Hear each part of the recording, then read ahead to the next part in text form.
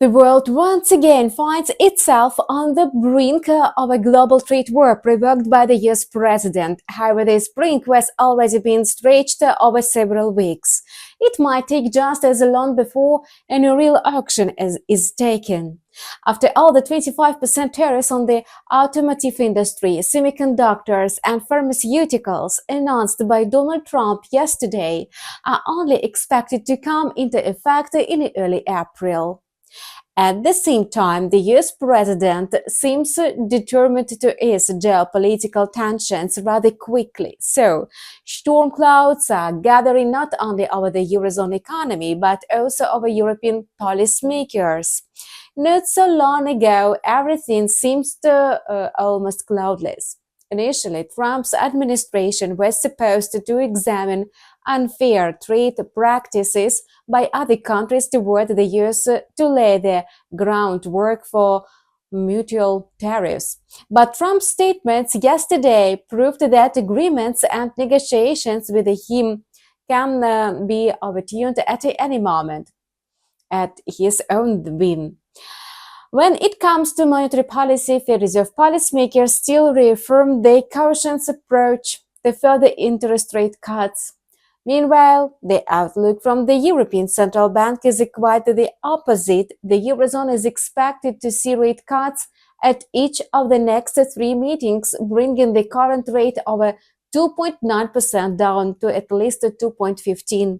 Moreover, forecasts increasingly suggest that the refinancing rate could drop below 2% by 2026. For comparison, the federal funds rate currently stands at 4.5%, with no plans to rate cut in the near future.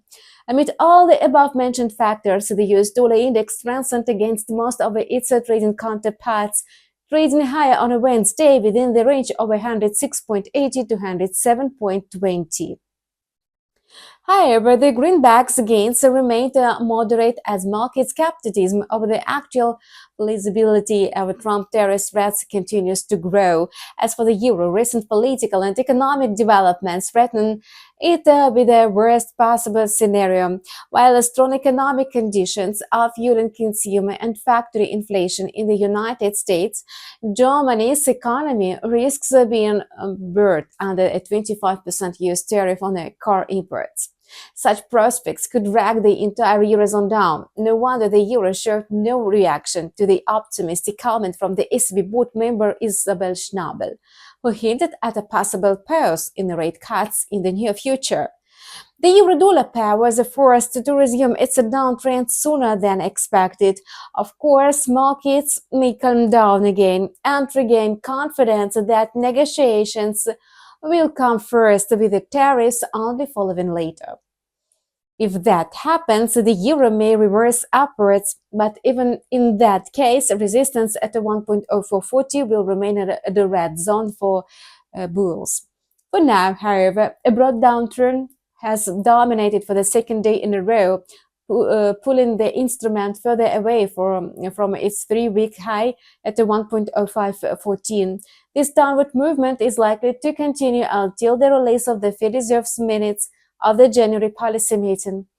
Given that the single currency is highly sensitive to news about US-Russia negotiations, the absence may dampen the pair's bullish momentum. Meanwhile, there are no clear catalysts for the euro's growth in the short term, making it likely that the instrument will continue correcting toward their own technical support at 1.0400. Given the high level of market uncertainty, oil prices are also showing signs of a hesitation. On the one hand, traders alerted the US-Russia negotiations, which according to media reports could potentially lead to an easing of sanctions on Russia's oil sector. On the other hand, G7 nations are looking for ways to reinforce the price cap on Russian oil, while Turkey's largest oil refinery, Tupras, has halted purchases of Russian crude due to the US sanctions. This leaves the outlook for the Russian oil supplies uncertain, especially as OPEC and its allies have announced their intention to postpone the planned production increase from April for the first time. With this move, the cartel aims to prevent an oversupply that could emerge later this year. Meanwhile, US inventory data will not be released until Thursday.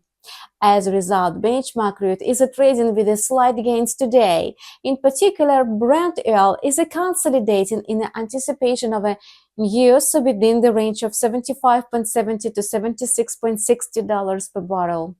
By the way, the ruble-denominated price of Russian Urals oil has slumped by 23% over the past months.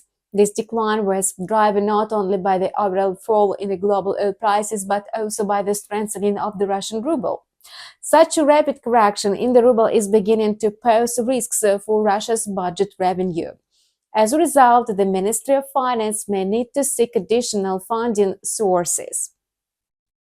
Meanwhile, the ruble advanced significantly today amid euphoria over the US-Russian negotiations. However, the current movement of the dollar-ruble pair within 89 and 92 appears deceptive, especially given the persistent geopolitical uncertainty. That's all for now. We continue to follow developments in the financial markets. Subscribe to our channel and follow news with us. See you!